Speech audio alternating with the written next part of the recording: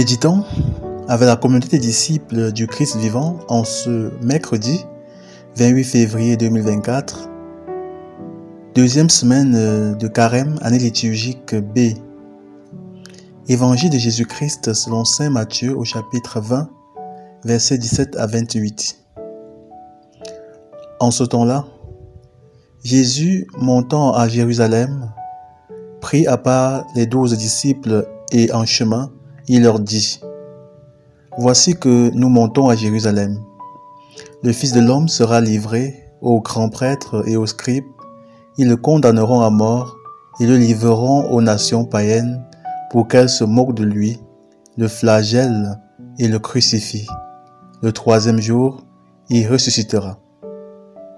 Alors la mère des fils de Zébédée s'approcha de Jésus avec ses fils Jacques et Jean, et elle se prosterna pour lui faire une demande. Jésus lui dit : Que veux-tu ? Elle répondit : Ordonne que mes 2 fils que voici siègent l'un à ta droite et l'autre à ta gauche, dans ton royaume. Jésus répondit : Vous ne savez pas ce que vous demandez. Pouvez-vous boire la coupe que je vais boire ? Ils lui disent : Nous le pouvons. Il leur dit : Ma coupe, vous la boirez. Quant à siéger à ma droite et à ma gauche, ce n'est pas à moi de l'accorder. Il y a ceux pour qui cela est préparé par mon Père. Les 10 autres qui avaient entendu s'indignèrent contre les 2 frères.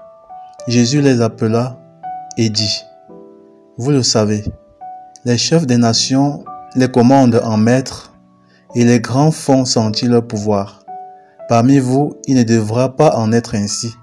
Celui qui veut devenir grand parmi vous sera votre serviteur, et celui qui veut être parmi vous le premier sera votre esclave.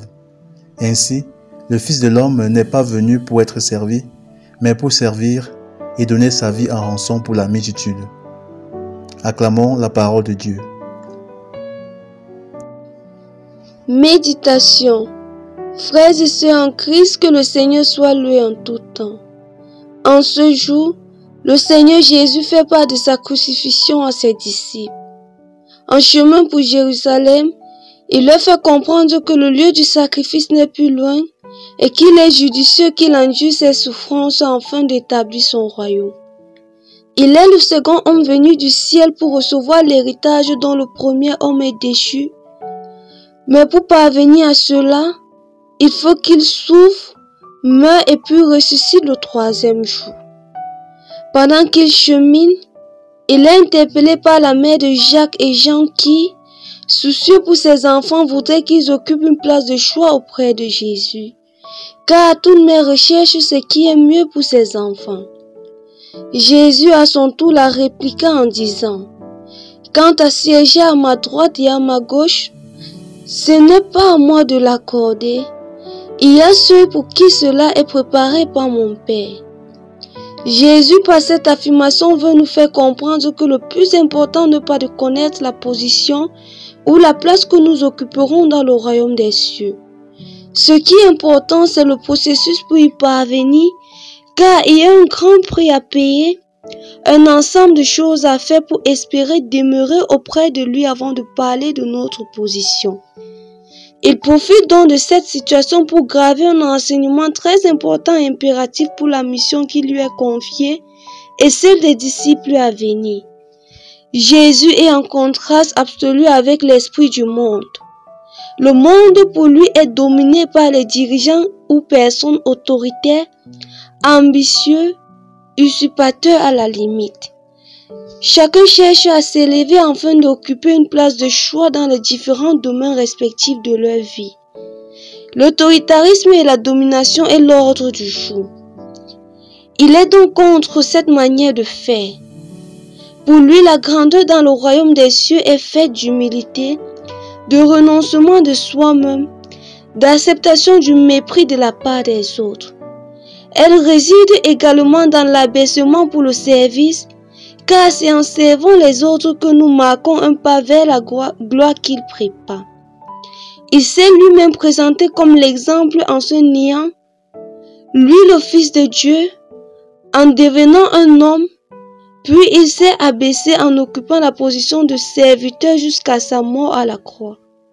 Quel exemple exemplaire! Revenons-en à nous. Nous savons tous que la recherche de la gloire, la recherche du pouvoir, l'amour de diriger les autres et le fait de bien paraître existent en chacun de nous. En tant que chrétiens, Jésus nous invite en ce jour d'être des serviteurs et servantes qui acceptent de souffrir, porter leur croix, mourir en soi-même, faire la volonté du Père sans se demander quelle place occuperons-nous. Accepter les souffrances et servir les autres, c'est le prix à payer pour être à ses côtés. Jésus appelle au changement de mentalité, au renversement des valeurs. Profitons donc de ce temps de carême et demandons au Seigneur la grâce d'être des serviteurs humbles, d'accepter de vivre en accord avec sa parole et d'aller au bout du service dans l'esprit de générosité et dévouement. C'est en faisant ceci que nous serons dignes d'entrer dans la gloire qu'il prépare pour nous. Prions. Seigneur, accorde-nous la grâce d'être des serviteurs et servantes à la manière de la Sainte Vierge Marie. Intercession. Seigneur, nous te prions pour tous les chrétiens du monde entier. Accorde à chacun la grâce de s'humilier afin de mieux participer à ton œuvre.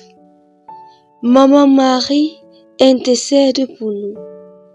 Exercice spirituel. Mettons-nous au service des autres durant cette journée, car c'est une façon de témoigner notre foi. Loué soit Jésus-Christ.